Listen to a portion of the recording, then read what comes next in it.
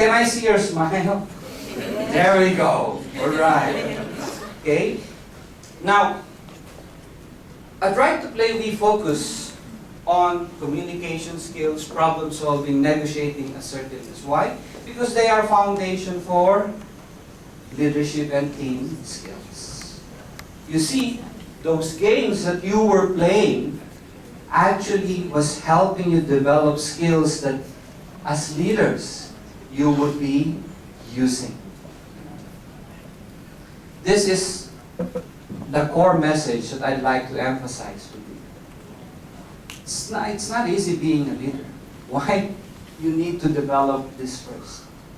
And again, developing them doesn't happen in a day. It takes years and years. Now, next question here then is,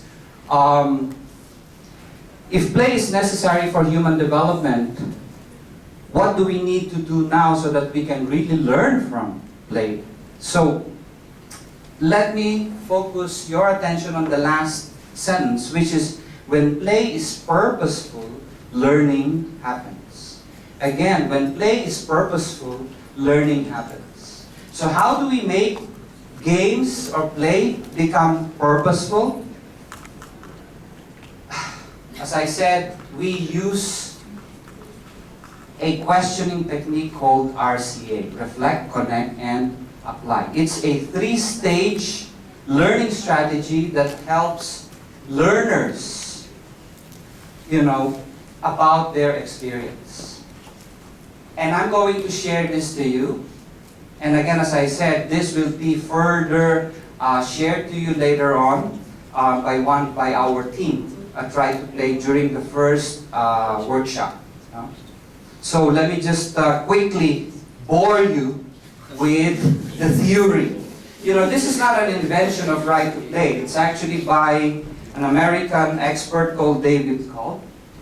It's an experiential learning theory. So what it means is that you start with an experience, be it a game, be it play, be it sports, or sometimes when we see heartbroken people, we also use this. Why? Because there's an experience, After the experience, then we ask a series of questions. First is reflect. Look back at the activity during the game, what was happening, what was going on in your mind, in your heart, What did you observe? What was happening? Then after that, we ask what we call the connect question.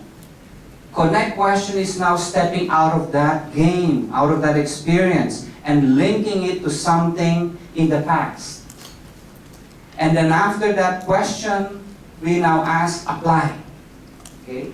It's about looking at moving forward. How do you apply your learning the next time it happens to you? So reflect, connect, and apply. Now, as I said, this is the boring part. Let's have the fun part. Okay? So what I'll do is I'll do a quick energizer, but I will convert it into a learning experience. So this is called the triangle. All right? The triangle. And usually we start with what we call a key learning. Our key learning here is to share how to overcome obstacles in achieving personal goals. Just like an athlete needs a warm-up to condition the muscles, the brain also needs a warm-up to condition the thinking. So, the question here is, what is your personal goal? What prevents you from accomplishing your goal? Okay, face your partner. Face your partner. Please say goodbye to your partner. And then choose a new partner. Go, choose a new partner.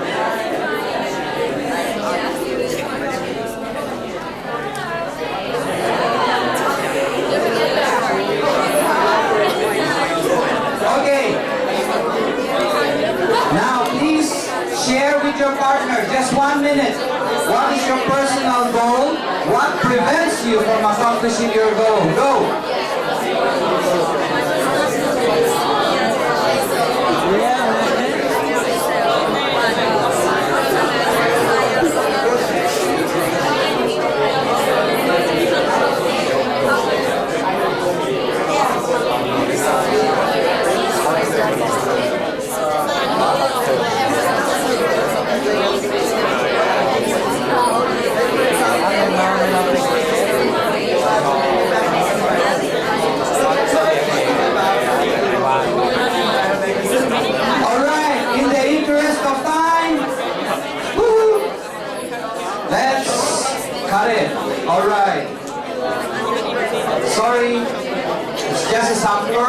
again, you can do it in the next 4 days. All right, here we go. Let's play the game. Let's play the game. All right?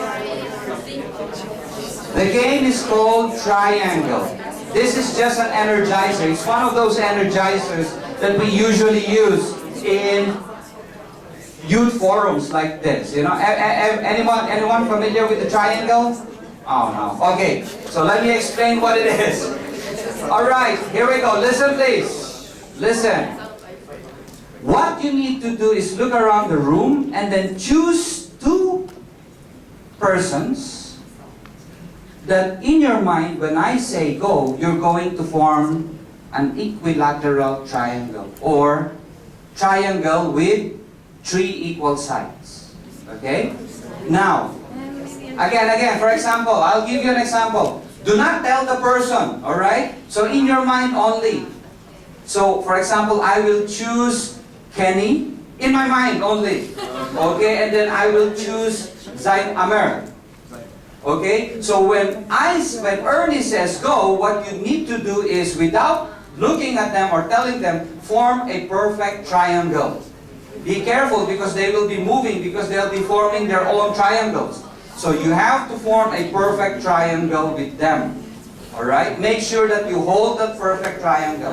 Now please do not choose the people who are sitting down because they're static. No? They're not moving. They're not part of the activity. Alright? Okay, and also don't choose right to play. They will just be standing there. Okay? Choose amongst yourselves. Are my instructions clear? Yes. Alright, so again, choose 2 persons. By the way, the space should not be longer, it should not be closer than, this is 1 meter, right? 1 meter. So it should be at least 3 meters away from those persons you've chosen. Okay? Are we ready? 1, 2, go!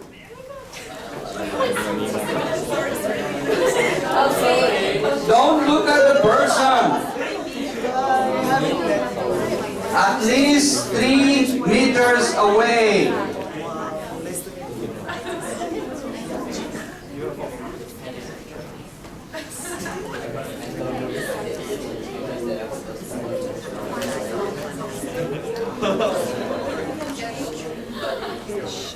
At least 3 meters away. Come on, 3 meters. Not 3 inches, 3 meters. Okay, stop. Alright. Who's your triangle? And Jen, okay. You were telling them a little farther away. It should be in your mind only. Alright? Okay, how many did it in their minds only? Okay, who's your triangle? Kenny? He moved! He moved now. Okay, so it's not a perfect triangle. Yes? Your perfect triangle? You have a perfect triangle? Yes? Who? The 3 of you? That's 3 inches. Okay. So, but you get the game, right? It's just about forming that perfect triangle in your mind. Again, I usually vary. After that activity, then I'll ask them to form an isosceles triangle, meaning to say the 2 parts, 2 sides equal length, and the other side, the third side, not equal. You know, you can play with it. After that, what I will do is follow it up with a series of questions. Because if you notice, it's very difficult to move because of these tables, right? I see others saying, come on. No? Because they're so focused on their triangle. So what we usually do is, after the game, we follow it up with questions. The first question, which is a reflect, looking back on the experience, we ask, what were the obstacles you were trying to deal with in trying to achieve a perfect triangle, right? So for example, the table, it's so difficult, I want to climb over them, but I cannot, you know? Or, Canny is in the way, you know, I don't want to push her because, you know, she's, you know, it's difficult to push people, all right? So there's a discussion happening. After that, a connect question. Now I'm going to ask a question that is not related to the game itself, but rather connecting it with something in the past. Share a personal goal you were able to accomplish in the past. What was the most difficult obstacle that you had to overcome, and how did you do it? It's not about a game anymore. It's about something in the past. And then afterwards, we ask the apply question. Give one strategy you learned in overcoming obstacles that you will use starting tomorrow. So it's now forward looking. By the way, we're not doing the discussions because I'm just given a very limited time. Okay, so I'm just basically sharing to you what it is. Okay. Am I clear? Yes. Can you, am I clear in differentiating, reflect, connect, and apply questions? Okay, don't worry if you don't, because Sam has the burden of making sure that before you leave, you understand it. Okay, let's do one more game. How many minutes? Do I still have 15 minutes? Reading into your Q&A time.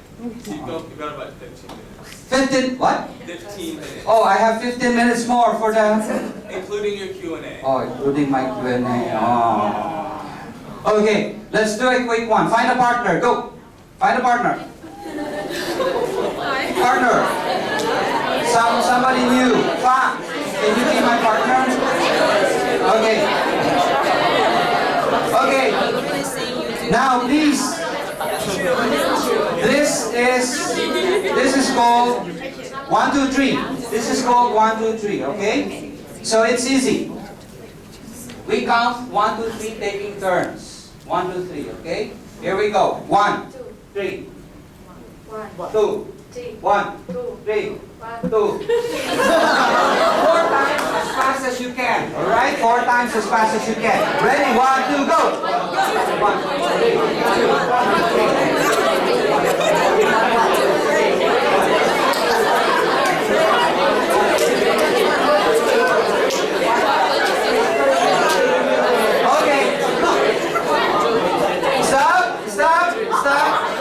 Let's make it a little bit, a bit more difficult. Okay, here goes.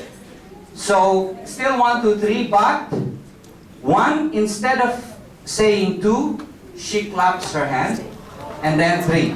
So 1, clap, 3. 1, clap, 3. Okay? Do it with your partner. Go!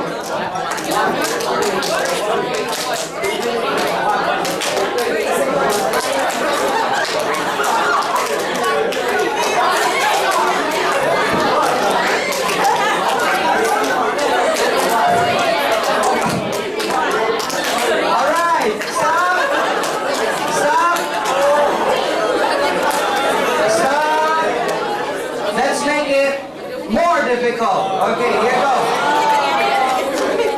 So you say 1, and then 2 is clap, and then instead of saying 3 is a gentle tap on the shoulder. Okay, ready? 4 times.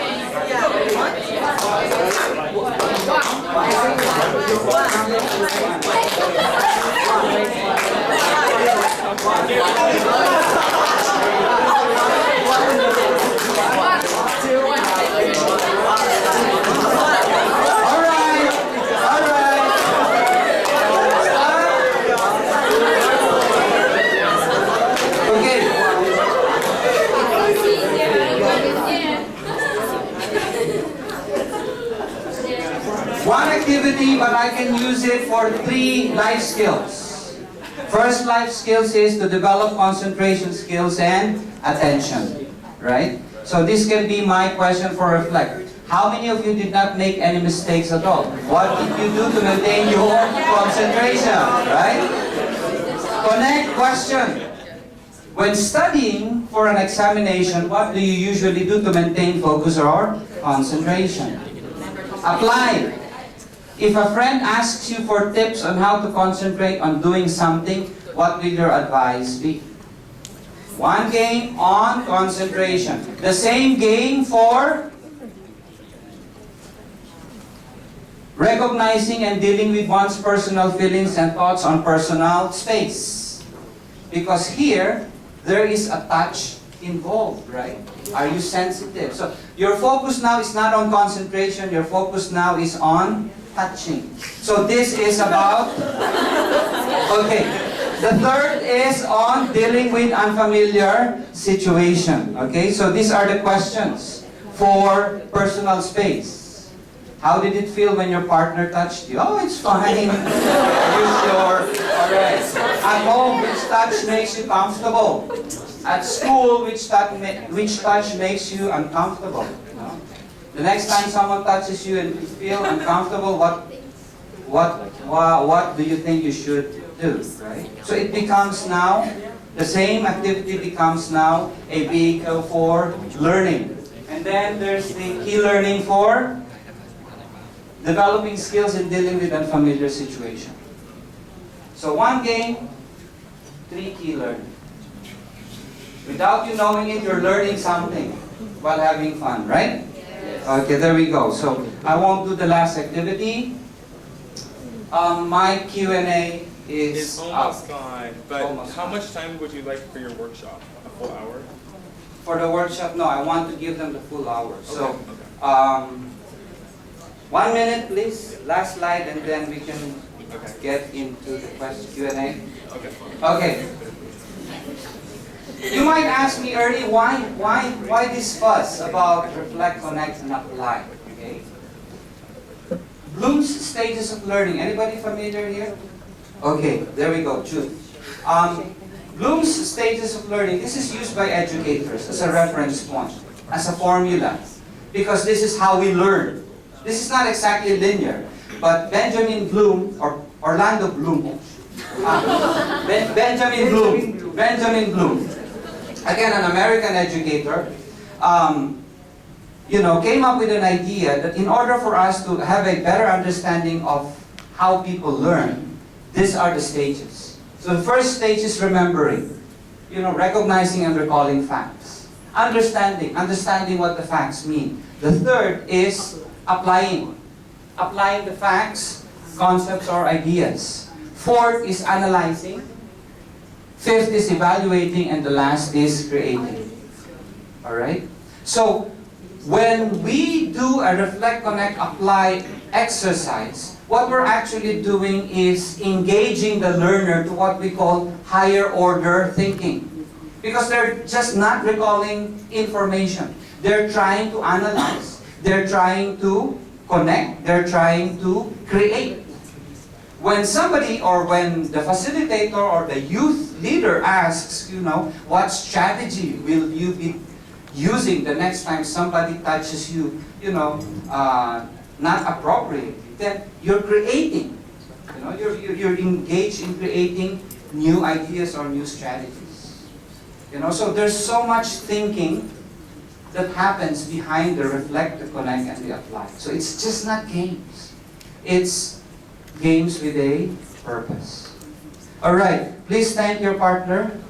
Okay. And then please sit down.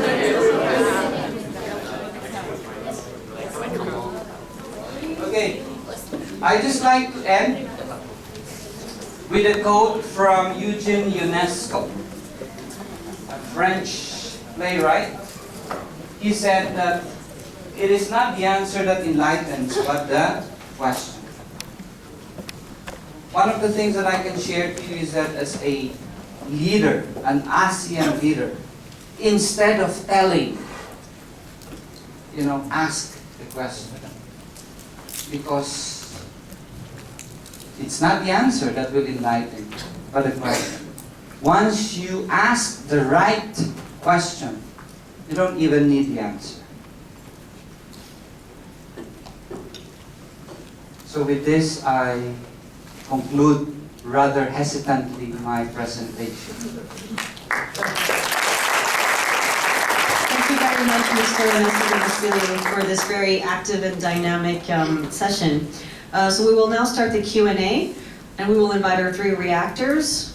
So we would like to start with calling upon our first reactor from China, Ms. Lin, also known as Crystal. Hello everyone. Thank you very much, Mr. Ernesto, for giving us such interactive presentation. And what I'm very impressed is that actually we learn from the presentation through the game. Not only by sitting quietly, listen for your theory, and then we actually interact with, for me I interact with 3 different people from different countries that I know a lot instead of just sitting. But that you mentioned on the last slides about how we gonna move forward to practice, to put it into practice. I feel that the circles from experiences react, connect and apply could be a complete circle with a second round of self-evaluation, that's as you meant. But could you give us more details on how you're going to see the role of self-evaluation after the play and help you to get the better result of the second round of in the future? Thank you very much. Okay, thank you very much. You know, to be honest with you, it looks easy, but it's actually very difficult on practice. You know, our work here in Thailand, be it in the refugee camps across the Thailand-Myanmar border, or with the Ministry of Education, or we're also working with the youth in conflict with the law, with the Ministry of Justice. It's difficult to train teachers. It's difficult to train the youth on how to use it. Why? Because, again, it's culture. I'm not only talking about Thailand. I'm also talking about Asia, you know. In Asia, generally, if you ask a question, you know, why are you asking a question? You listen, right? So it's difficult to break that paradigm.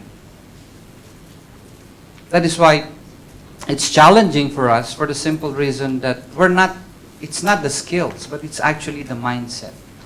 You know, all these years the teachers have been trained on what we call teacher-centered learning. And then all of a sudden, they need to engage in learner-centered learning. Because when you use this, it's about the learner trying to become responsible for his or her own learning. So in relation to your question, my answer is simple. It's just practice. All you need to do is really develop the skills. You know, asking yourself, you know, if something happened, you know, today, oh, I feel so bad today. Everybody was answering and I wasn't answering. I know the answers. But how come I wasn't participating the way I participate back in my home country? Is it because I'm insecure of my English? Okay, connect.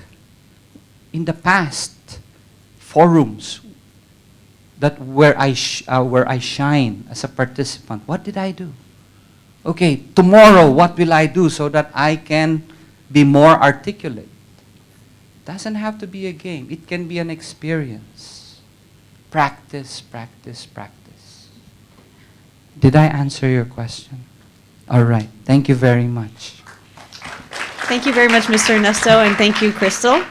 We would now like to call upon our second reactor, also from China, Ms. Jia Yue. Yeah, thank you. So thank you for giving such a vivid speech.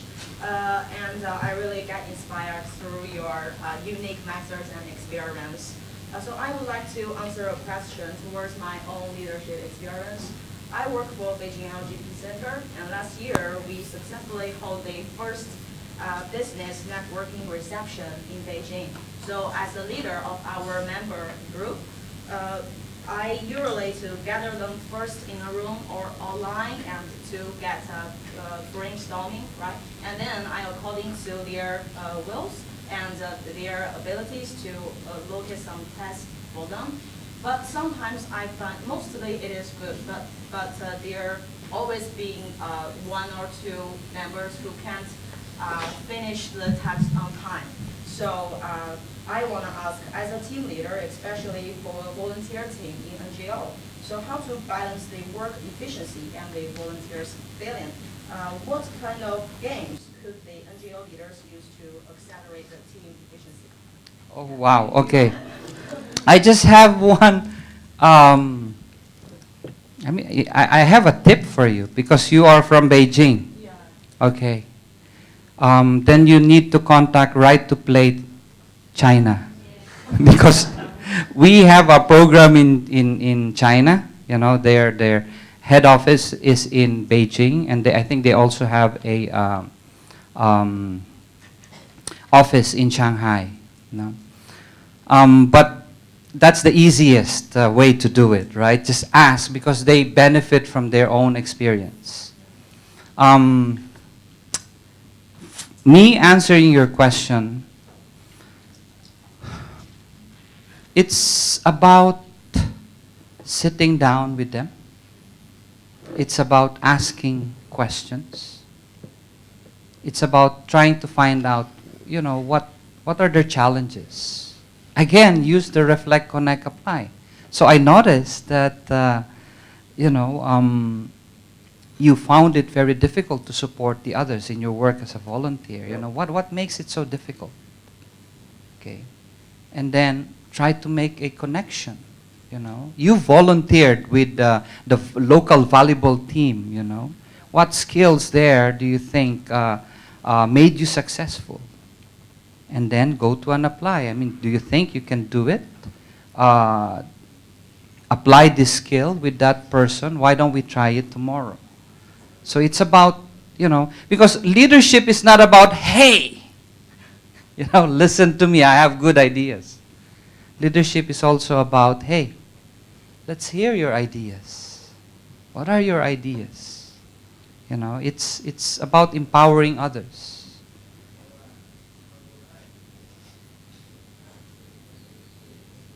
So it's about asking the right questions. It's about asking the right questions.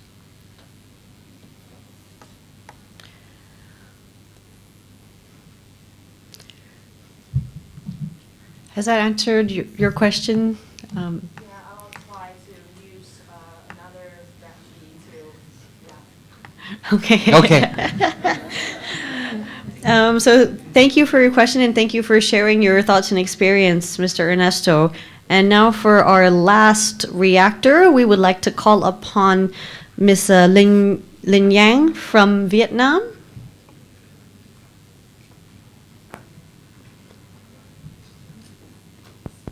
Hello. Hello, thank you so much for your very interesting activities. Actually, I don't know what to ask about your activity, but I will. Can you share with us here about ideas how can like parents and adults can empower, like can help their children understand themselves through like playing experience? Because as I was understanding from your presentation is that playing is learning, and learning is a process that you can understand yourself. And the reason why I ask this question is because here in my country, the parents always ask the children focus on learning, focus on studying, but they study some kind of theories cannot apply in the real life, and they can understand themselves, and it leads to the fact that they can choose the roadmap for their career path. I want to ask that how can the parents can help the children by playing? Okay. Thank You for your answer. It's a tough question because, to be honest with you, I'm a parent myself, and I'm learning from my son. I have a son who is 18 years old, and my tendency as a parent is to always impose what I think is good for his career, you know, because that's the way it's been for me. My father chose my career, you know, so it's being handed out from one generation to another. But I've realized that, hey, my son has a lot to say. All I need to do is to communicate. So in answer to your question, I think it starts with the basic communication. It's about parents listening more to their children because they have something really worthwhile to say. In my engagements with the youth, I always make it a point to check with my son. Son, I'm going to share this message. What do you think? You know, it develops his self-confidence, but at the same time, it gives me a window to how, as a youth, he thinks. So, if you're going to deal with parents of the youth, the first thing that you need to do is help them appreciate the value of communication, of talking less and listening more. And again, it's not easy to do, you know, because we are in a culture where the mother, the parents are expected to talk and the children are expected to zip and listen. But almost always we know the drill, right? Okay, here comes mother and father. Okay, bring it on, you know. Tell me whatever you want to say. Out in here and then out there. You know, it's just wasted energy, wasted opportunity, right? So, I don't know how you will do it as a youth leader, but engaging the parents and helping them realize to start listening to their kids is really a good starting point. It doesn't matter if it's a youth or a 5-year-old or a 6-year-old. They have something important to say. And parents can learn from, you know, from them.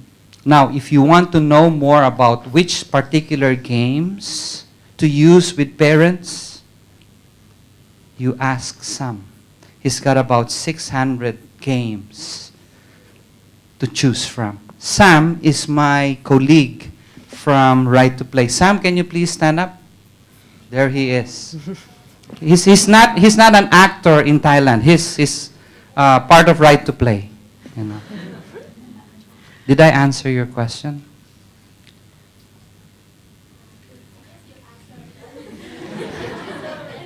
Okay.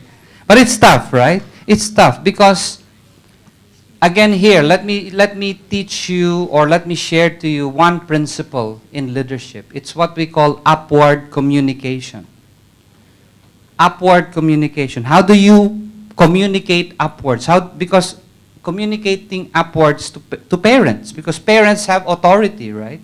Who are you to tell them, right? So how do you communicate upwards? Or how do you manage upwards?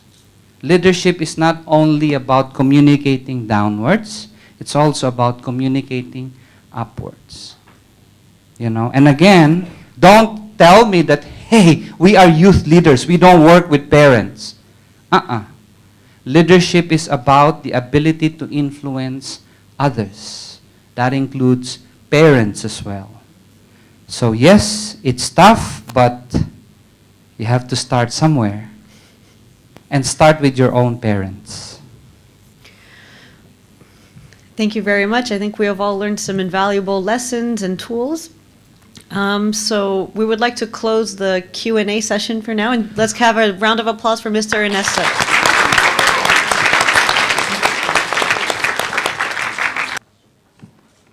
Thank you, Mr. Ernesto.